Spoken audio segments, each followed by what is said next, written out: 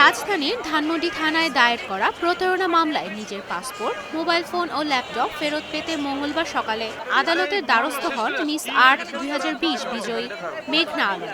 এ সময় খেজুরের প্যাকেট ও জায়নামাজ নিয়ে আদালতের কাঠগড়ায় ওঠেন তিনি। মিনিট 10 পর শুনানি হয় এই মামলা।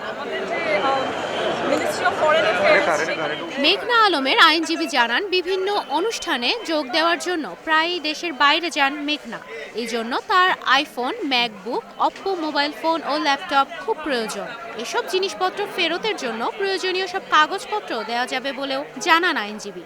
আদালতে নিজেকে নিরপরাধ দাবি করেন মডেল মেঘনা। আদালতকে হতে হবে নিউট্রাল একটা জায়গা। আমি তাদেরকে অনুমতি দিয়েছি যে আপনারা আমার ডিভাইসে যা কিছু আছে কপি করে রেখে দিন, আপনাদের সময় নিয়ে সারা বছর লাগিয়ে আপনারা ইনভেস্টিগেশন করুন, কোনো সমস্যা নেই। কিন্তু আমাদের রাষ্ট্র যে সেটা করতে পারছে না, আমি মনে করি যে এটা আসলে আমাদের রাষ্ট্রের উইকনেসটা দেখায় যে কেন আমরা ডিজিটালি এত পিছিয়ে আছি, তাই নয় কি? কার্যবিধি 517 ধারার বিধান অনুযায়ী উনি ওনার জব্দকৃত সকল ডিভাইস ফেরত পাওয়ার অধিকার রাখেন।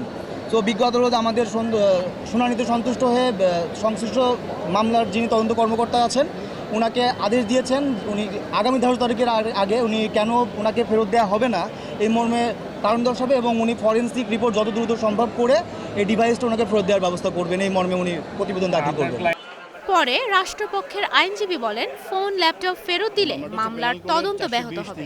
কোনো গুরুত্বপূর্ণ ব্যক্তিকে ফাঁদে ফেলে অর্থ হাতিয়ে নেওয়া হয়েছে কিনা তার তদন্ত করা প্রয়োজন বলেও জানান তিনি।